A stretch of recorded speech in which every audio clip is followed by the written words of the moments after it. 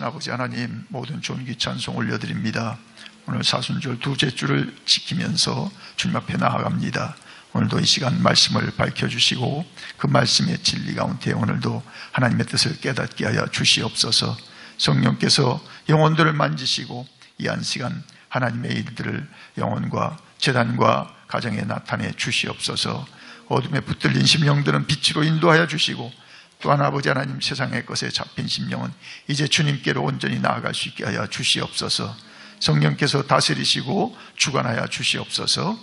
예수님의 이름으로 축복하며 감사하며 기도드리옵나이다. 아멘. 자, 오늘 본문을 통해서 두 종류의 인생이라는 제목으로 주의 말씀을 함께 나누기 원합니다. 자, 바울 사도는 오늘 그 본문의 시작을 17절에서 나를 본받으라, 이렇게 담대한 충고를 빌립보 교우들에게 하고 있습니다. 자, 바울 사도가 그만큼 담대히 충고할 수 있었던 중요한 원인은 그 자신이 그만큼 예수님을 닮았기 때문입니다. 그는 예수님을 만난 후에 모든 방법을 동원해서 또 모든 것을 희생하면서 그의 구주이신 예수님을 알기를 원했습니다. 그는 지적으로 뿐만 아니라 경험적으로 알기를 원했던 것입니다. 자, 바울 사도가 그만큼 예수님을 알아가면서 그는 그것보다 더 좋은 것이 없다는 확신을 갖게 되었습니다. 그리고 그가 경험한 예수님을 그가 그토록 사랑한 빌립보 교우들에게 전수하기를 원해서 자신을 모델로 제시하는 것입니다. 비록 자신이 예수님처럼 완전한 그 모델이 아니라는 것을 알면서도 모델이 될 이유가 있습니다. 그 이유는 본문에 따르면 크게 두 가지입니다. 본받지 아니한 사람들의 인생과 본받은 사람의 인생이 다르기 때문입니다. 그리고 각기 다른 삶의 방식을 추구한 결과가 다르기 때문입니다. 자, 그러면 본문을 중심으로 두 종류의 인생이 어떻게 다른가 대조적으로 살펴보면서 은혜를 함께 나누길 원합니다. 자, 구원의 방법이 다릅니다. 자, 18절에 의하면 사도 바울은 본받지 않는 사람을 그리스도의 십자가의 원수로 행하느니라고 그렇게 밝혔습니다. 그리스도의 십자가의 원수다. 십자가는 무엇을 상징합니까? 물론 가장 무서운 죄인에게 가해지는 처형을 상징합니다. 그러면 누가 십자가 위에서 처형되었습니까? 바로 예수 그리스도입니다. 그렇다면 예수 그리스도는 가장 무서운 죄인으로 처형당하셨습니다. 본래 예수 그리스도는 하나님의 아들로서 죄 없이 이 세상에 태어나셨습니다. 그리고 그분은 죄 없는 완전하고 의로운 삶을 영위하셨습니다. 그러나 그분은 인간의 모든 죄를 짊어지시고 십자가 위에서 처참한 죽음을 맛보셨습니다. 그것은 인간을 용서하시기 위해서였습니다. 그렇습니다. 예수 그리스도가 십자가 위에서 몸이 찢기고 또 피를 쏟으면서 죽으셨기 때문에 여러분과 저는 조건 없이 모든 죄를 용서받을 수가 있었습니다. 그러므로 예수님은 가장 무서운 죄인처럼 우리 모두를 위해서 십자가 위에 죽으셨습니다. 그런 까닭에 십자가의 원수라는 표현은 예수님을 통한 죄의 용서를 거부한 삶을 거부한다는 뜻입니다. 예수님을 통한 죄의 용서를 거부한다. 거부할 뿐만 아니라 반대한다는 뜻입니다. 자, 그렇다면 누가 이처럼 십자가의 원수입니까? 종교적인 사람들일 수 있습니다. 자, 교회 생활에는 열심이면서도 예수님을 통하여서 죄를 용서받기를 거부하는 사람일 수 있습니다. 자, 이런 사람들은 머리로는 예수님을 구세주로 시인하나 생활로는 전혀 시인하지 않습니다. 이런 사람들은 봉사와 헌금에도 참여하지만 예수님을 위해서 죄를 용서받은 경험이 없습니다.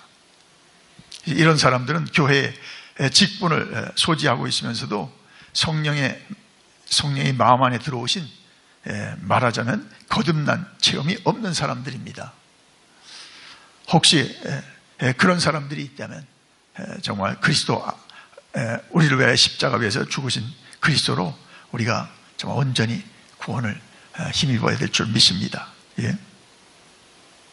자, 이런 사람들은 십자가의 원수입니다. 왜냐하면 스스로의 죄의 용서를 거부했을 뿐만 아니라 다른 사람에게도 나쁜 영향을 미쳤기 때문입니다. 많은 순수한 사람들도 겉으로 열심히 있는 이런 교인들을 보고 그것이 올바른 신앙으로 오해하고 그들의 발자취를 따를 수 있기 때문입니다. 자, 이런 사람들은 자신의 죄 용서를 거부할 뿐만 아니라 다른 사람의 죄 용서조차도 방해한 그야말로 십자가의 원수인 것입니다. 자, 그러나 바울 사도를 본받은 사람은 구원의 방법을 정확히 알고 또 경험한 사람입니다. 오늘 20절을 보면은 그런 사람이 잘 증언되고 있습니다. 20절 말씀에 한번 같이 읽겠습니다. 20절. 그러나 우리의 시민권은 하늘에 있는지라 거기로부터 구원하는 자 곧 주 예수 그리스도를 기다리노니 그랬습니다. 자, 이 말씀 보면 누구를 기다린다고 했습니까? 예, 물론 예수 그리스도입니다. 예. 그러면 예수님은 누구라고 설명되어 있습니까? 구원하는 자, 구원하는 자라고 설명되고 있습니다. 결국 이 말씀은 예수 그리스도가 바로 구세주라는 것입니다. 예. 자, 이 사람들은 예수 그리스도가 그들의 죄를 위해서 십자가 위에서 총영당한 것을 알았습니다. 예. 그러나 지적으로 알 뿐 아니라 그 알물 삶으로 옮겼습니다. 그들은 죄를 회개하고 그들을 위하여 대신 죽으신 예수님을 믿고 영접하였습니다. 그 결과 죄를 용서받고 거듭난 그리스도인이 된 것입니다. 자, 복음은 실제입니다. 복음은 지식으로 끝나지 않고 우리의 삶을 흔들어 놓고 변화시키는 능력이 있습니다. 자, 그러나 이 복음은 우리의 능력으로 또 우리의 종교성으로 깨달을 수 없기에 예수님의 은혜가 필요한 것입니다. 그 복음을 깨달은 사람은 예수님을 더 알고 싶은 욕구를 가지게 됩니다. 자, 바울 사도는 그러한 욕구를 가진 사람들 향해서 나를 본받으라 라고 하는 것입니다. 자, 두 번째는 삶의 방식이 다릅니다. 바울 사도를 본받지 않은 사람, 곧 십자가의 원수는 어떤 방식으로 인생을 살아갑니까? 오늘 그 19절에 보면 아주 정확하게 또 아주 자세하게 증언되어 있습니다. 자, 19절 말씀 한번 같이 읽겠습니다. 그들의 마침은 멸망이요 그들의 신은 배요 그 영광은 그들의 부끄러움에 있고 땅의 일을 생각하는 자라 그랬습니다. 자, 그들의 신은 배요 그 영광은 그들의 부끄러움에 있고 땅의 일을 생각하는 자라 그랬습니다. 자, 십자가의 원수는 창조주요 구속자이신 하나님 대신에 다른 것을 신으로 섬기는 우상 숭배자로 전락한 사람입니다. 그러면 다른 것은 무엇입니까? 그것은 첫째로 그들의 배라고 그랬습니다. 그들의 배요. 또 두 번째는 그들의 부끄러움이라고 밝혔습니다. 자, 먼저 배를 신처럼 섬긴다는 것은 무슨 뜻입니까? 문자적으로는 먹고 마시는 것입니다. 그리고 그것을 확대하면 자신의 욕구를 채우려는 삶입니다. 물론 먹고 마시고 욕구를 채우는 것 자체는 자연적인 것입니다. 자, 문제는 그런 것을 하나님보다 더 중요하게 여기는 삶의 방식을 가리킵니다.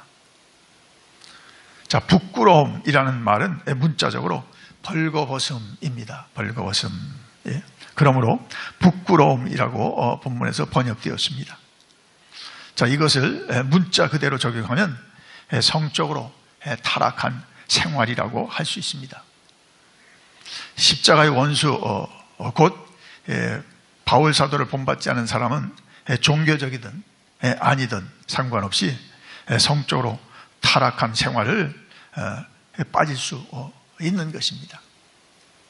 특히 오늘날 사방 어디를 둘러봐도 성적 타락을 유혹하는 것들로 가득 차 있습니다. 자, 이런 사람들은 성적 유혹을 이길 수가 없습니다.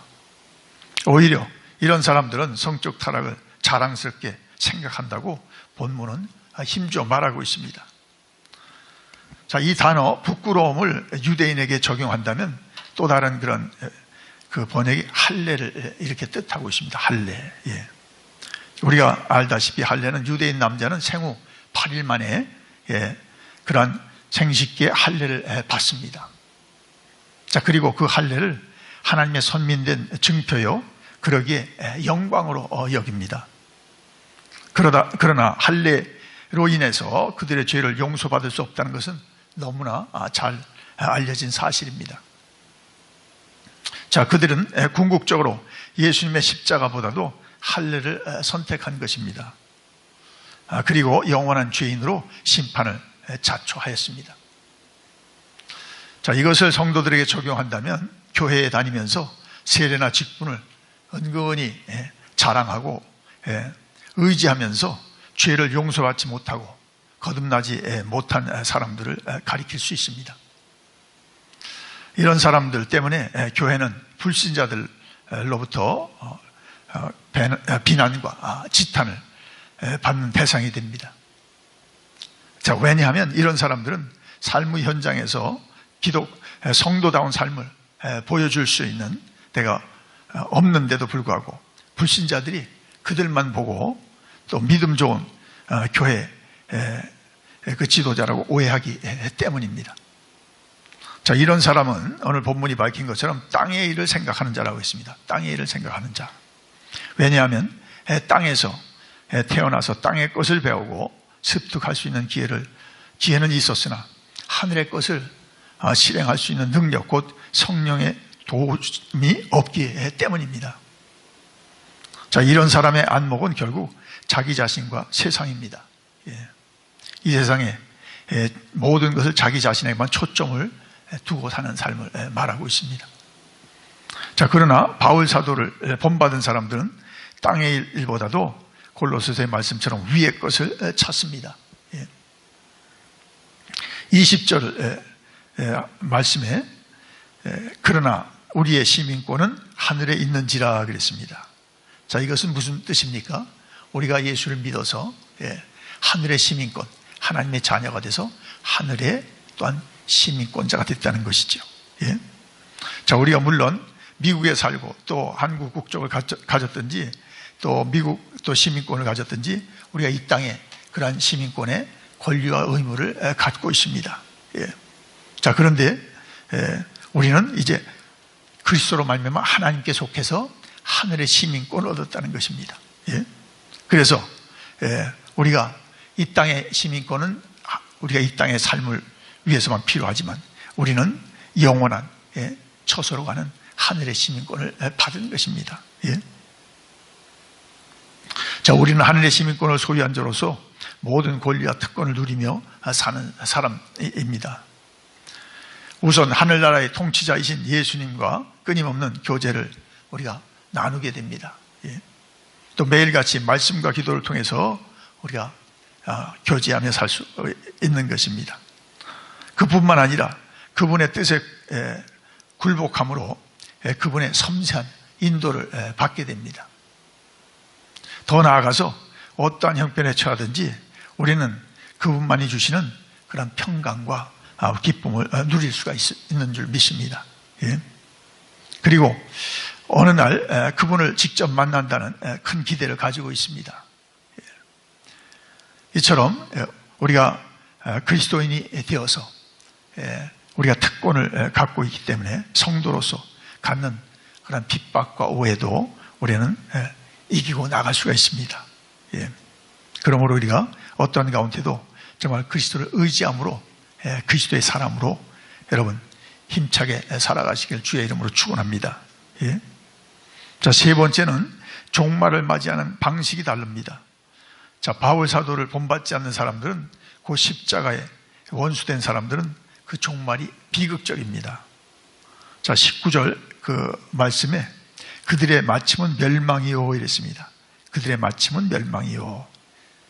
자, 여기서 멸망이라는 단어는 악한 자들에 대한 영원한 형벌을 뜻합니다. 예. 누가 악한 자입니까? 예. 악한 자는 도덕적으로 악한 자들, 곧 강도나 살인자, 그러한 사람들을 가리키지 않습니다. 악한 자는 예수님을 통한 죄의 용서를 거부한 모든 사람들을 가리킵니다. 죄의 용서를 위한 하나님의 방법, 또 은혜의 방법, 곧 예수 그리스도의 희생을 통한 방법을 거부한 모든 인간들을 가리킵니다. 종교적인 사람들, 또 비종교적인 사람들, 도덕적인 사람들, 비도덕적인 사람들 모두를 가리킵니다. 자, 멸망은 거룩하신 하나님의 심판을 뜻합니다. 자, 그 결과 영원한 지옥의 형벌을 이 멸망은 말하고 있는 것입니다.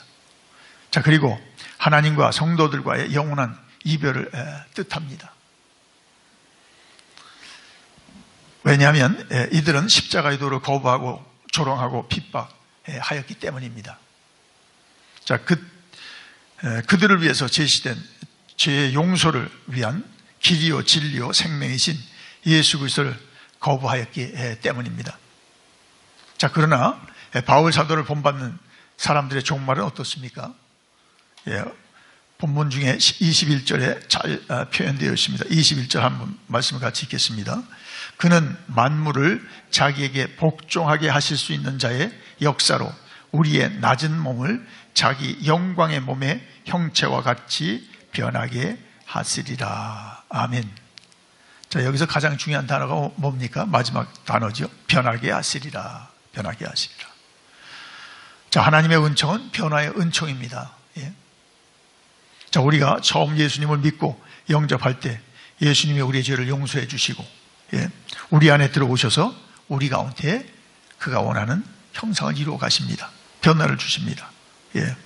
자, 우리는 계속해서 그분에 나아가고 그분의 말씀과 또 그분의 뜻을 준행하며 살아갈 때 그분이 우리 속에 계속 변화를 나타내신 줄 믿습니다. 예.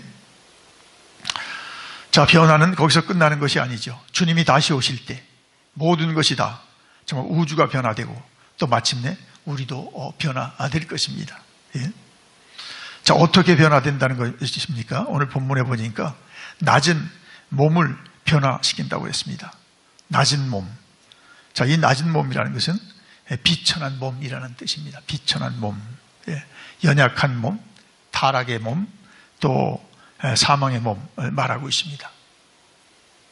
비록 우리가 예수 그리스도를 통하여 죄를 용서받고 성도이지만은 이 비천한 몸 때문에 때로는 유혹도 당하고 죄도 범하고 또 고난도 받고 슬픔을 맛보며 연약을 느끼게 됩니다. 자, 그러나 우리가 주님을 찬양해야 될 것은 그분이 다시 오실 때 우리들은 이 한계적인 몸의 변화를 우리가 경험하게 될 것입니다. 예? 어떠한 몸으로 변화된다고 하고 있습니까? 자기 영광의 몸의 형체와 같이 변화된다고 했습니다. 예? 자, 이 말씀은 부활하신 예수님의 몸과 같이 변화된다는 것입니다. 자, 사도 요한은 같은 말을 한 적이 있습니다. 요한일서 3장 2절에 그가 나타나심이 되면 우리가 그와 같은 줄을 아는 것은 그에 계신 그대로 볼 것입니다 라고 했습니다. 자, 그러므로 그리스도의 몸은 어떻게 변화되었습니까? 몸과 영을 함께 지닌 그러나 몸의 한계를 극복한 영광의 몸으로 변화되었습니다.